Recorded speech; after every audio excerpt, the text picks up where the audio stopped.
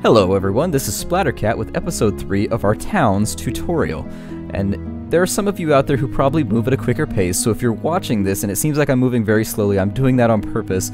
I don't want people to miss anything because there is a lot of frustration and anger associated with this game. The game does have its foibles, I will freely admit that, but a lot of the issues people seem to have are either due to the dumb AI and they don't know how to deal with it, or just due to the fact that they don't know how to get up and running without starving. You'll see that our wood stockpiles are doing pretty well, and our walls are built around our carpentry building. I think what I'm going to do at this point is produce some weapons. You can produce weapons by going to your leftmost menu over here, and then you go to militaries, then you go to armors. And I'm going to make... I don't want to overdo it, so what I would like to do is... I think I would like to have 3 sets of armor. And so there we are. You'll see that people will go to work now and they'll start making wooden armor. What I would also like is if you go underneath the armor menu here on the left, and you go down, there's a weapons menu. I'm also going to go to stone right here. Just ignore wood weapons altogether. You don't need them, they're no good, they kind of suck, and I think I'm gonna make... well... I think I'm just gonna make stone hammers. So we're gonna make 3 stone hammers. And I'm probably going to designate 2 or 3 people as guards just to show you how to set up a military.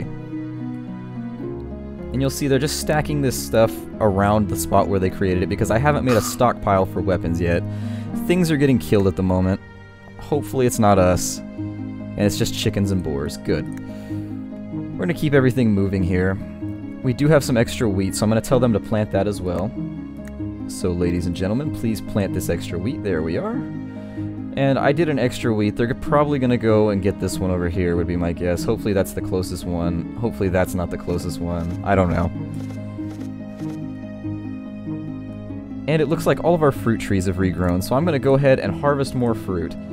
Just to make sure that we don't have any sustenance-related accidents. Now that that's done, I'm also going to show you how to make scaffoldings.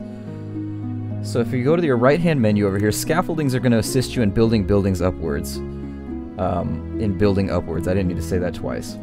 So I'm going to go to walls. It's available from any wall menu. It doesn't cost you anything. That's the really nice thing. And I like to build them along the corners. And what I'm going to do is that they act as kind of a jungle gym. Your people can climb up them, your people can climb down them. They're just useful to have. Your people seem to conjure them out of nowhere. And now I'm going to go up a layer, paying close attention to what layer I'm on, because I don't want to place my scaffoldings improperly. I'm going to place one on layer 2 now. And I try to not front load scaffoldings because they tend to mess them up if you do that. So now I'm going to go up to the 3rd layer. I'm going to make this building, I think, up to the 5th layer. So there we are. We're on the 3rd layer building a scaffolding now. They'll climb right up and they're going to put it up there. We're going to go up to the 4th layer and make our 4th scaffolding. And then just for safe measure, we're going to make a 5th scaffolding as well.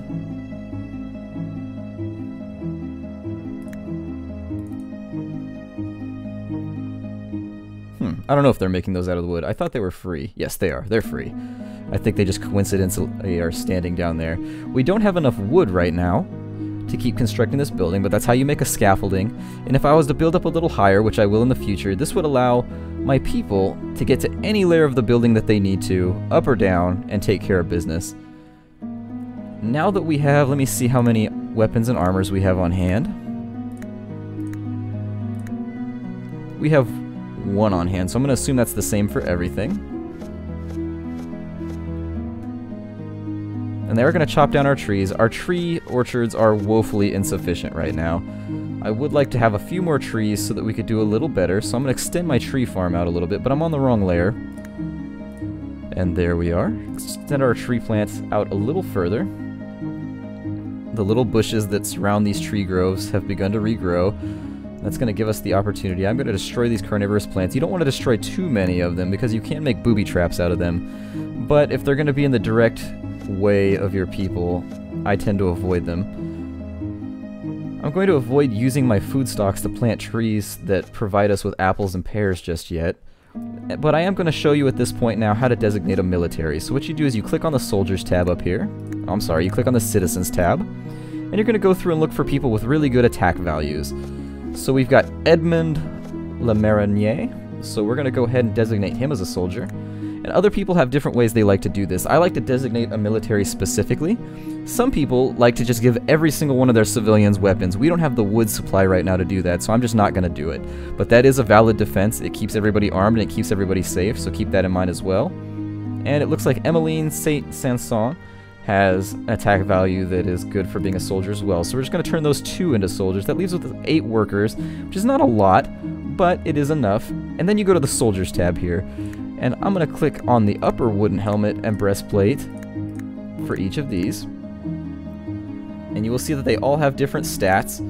So I'm going to give the better versions to Mr. Marinier. And then Miss Sanson is going to get all of the lower ones. And there we are.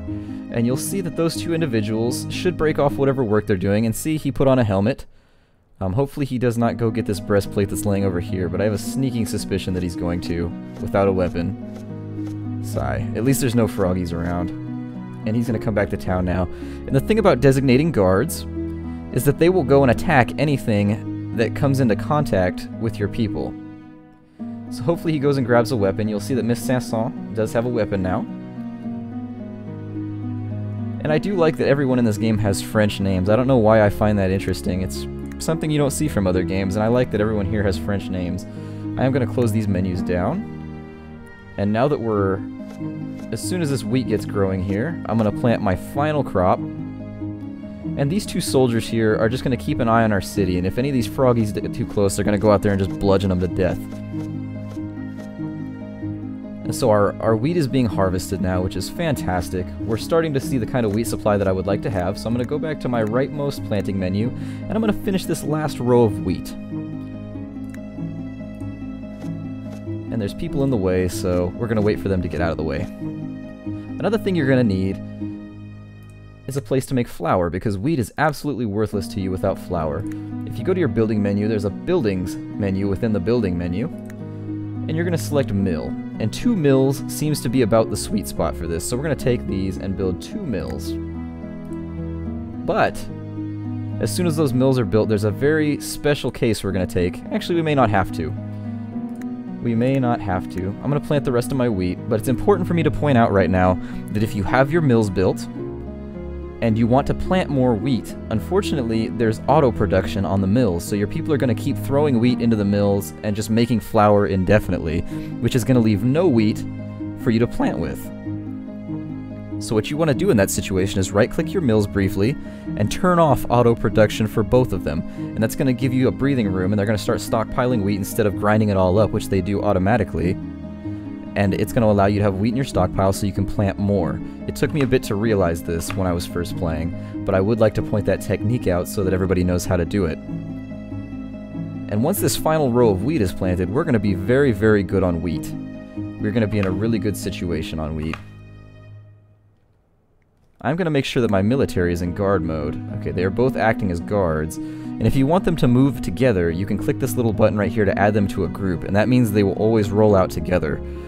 I would recommend not using the auto-equip button for the sole reason that it makes your guys do really dumb stuff.